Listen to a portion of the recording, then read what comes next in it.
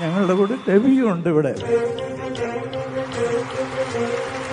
ഈ ഗാനമാണ് ഞാൻ പറഞ്ഞത് എന്റെ രണ്ടാമത്തെ വരവിന് കാരണക്കാരൻ. ഏതേതോ കഥയിൽ സരയുളിലൊരു ചുടുനീർ കണമായ കവിയുടെ ഗാനരസാമൃതലഹരി ഒരു നവകനകിരീടമിതണിയുമ്പോ